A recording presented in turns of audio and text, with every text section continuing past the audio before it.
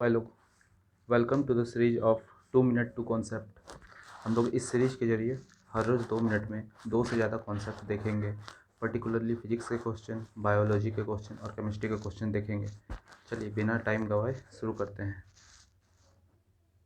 देखिए, जैसे आज का ये पहला क्वेश्चन है, जिसमें कि ये पूछा गया है कि vector sum of two forces जो कि दे के रखा है 10 Newton and 6 Newton can not be.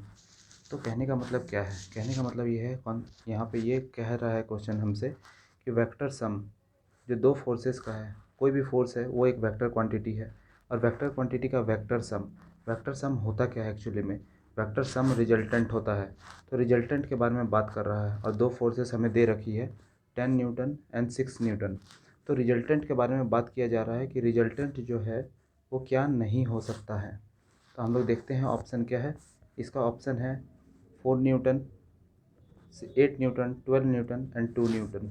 तो ये 4 ऑप्शन हैं। अगर आपको ये क्वेश्चन बनाना है तो आप एक बार पॉज करके इसको बना लीजिए। चलिए अब इसका सॉल्यूशन देखते हैं, क्या कॉन्सेप्ट लगता है इस क्वेश्चन में वो देख लेते हैं। तो इसका कॉन्सेप्ट पहले देखते हैं कि कॉन्सेप्ट क्या है इसमें। तो कॉन्सेप्ट में देखिए कि इसका कॉन्सेप्ट क्या होता है कि एक 3 कॉन्सेप्ट यहाँ पर लग रहा है इस क्वेश्चन में। पहला है कि maximum value of resultant of 2 vector, 2 vector उसका मैक्सिमम वैल्यू जो रिजल्टेंट का होगा वो a+b होगा। मिनिमम वैल्यू जो होगा रिजल्टेंट का, किसी भी 2 वेक्टर के रिजल्टेंट का जो मिनिमम वैल्यू होगा वो क्या होगा? a-b होगा। और रेंज किसका? मैग्नीट्यूड ऑफ रिजल्टेंट, मतलब रिजल्टेंट के मैग्नीट्यूड का जो रेंज होगा वो क्या होगा? किसी भी 2 वेक्टर के रेंज, रिजल्टेंट का जो मैग्नीट्यूड है उसका रेंज क्या होगा? वो आर मिनिमम और आर मैक्सिमम के बीच में होगा। ठीक है, तो इसी के बेसिस पे चलिए सॉल्व करते हैं इसको। ये क्या है बताइए? ये आर मिनिमम का वैल्यू है, ये आर मैक्सिमम का वैल्यू है, और आर, तो ये पूरा का पूरा क्या है? ये रेंज है। रेंज किसका है? ये जो रेंज है ये रिजल्टेंट के मैग्नीट्यूड का है। रिजल्टेंट का मैग्नीट्यूड ज़्यादा से ज़्यादा a+b हो सकता है और कम से कम a-b होगा। तो ये रिजल्टेंट के मैग्नीट्यूड का रेंज है। तो हम लोग को क्वेश्चन में दे रखा था पहला वेक्टर 10, दूसरा वेक्टर दे रखा था 6। जो वेक्टर था उसका मैग्नीट्यूड 10 और 6 दे के रखा था। तो मिनिमम कितना होगा? 10-6 हो जाएगा a-b वेक्टर के तौर पे, और मिनिमम वैल्यू जो होगा रिजल्टेंट के मैग्नीट्यूड का वो 4 आएगा, और मैक्सिमम वैल्यू जो होगा वो कितना आएगा? 16 आएगा।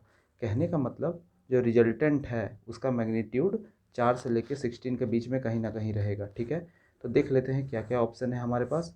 हमारे पास ऑप्शन के तौर पे 4 न्यूटन है, जो कि 8 न्यूटन है, 12 न्यूटन है और 2 न्यूटन है। तो हम लोग का क्या वैल्यू आया था? हम लोग का 4 से लेके 16, 4 से लेके 16 न्यूटन तक वैल्यू आया था। तो 4 न्यूटन होगा, 8 न्यूटन भी हो जाएगा, 12 न्यूटन भी हो जाएगा, लेकिन 2 न्यूटन नहीं होगा क्योंकि ये रिजल्टेंट का रेंज में नहीं आ रहा है। ठीक है, तो फिर से एक बार रिवाइज किया जाए, है ना। कि कॉन्सेप्ट इसमें क्या लगा? कॉन्सेप्ट ये लगा, मैक्सिमम वैल्यू जो होता है रिजल्टेंट का, रिजल्टेंट के मैग्नीट्यूड का मैक्सिमम वैल्यू जो होता है वो कितना होता है? a+b। किसी भी 2 वेक्टर के रिजल्टेंट का मिनिमम वैल्यू कितना होता है? a-b। और जो रेंज होता है रिजल्टेंट के मैग्नीट्यूड का, जो रेंज होता है वो किसके किसके बीच में होता है? आर मैक्सिमम और आर मिनिमम के बीच में होता है। तो होप सो आपको ये समझ में आया होगा। ठीक है, तो इसी तरह पढ़ते रहिए, है ना, क्योंकि हर एक स्टेप, है ना, तुम्हें तुम्हारे सक्सेस की ओर ले जाएगी। तो धीरे धीरे करके इसी तरह आगे बढ़ते रहिए, पढ़ते रहिए। धन्यवाद।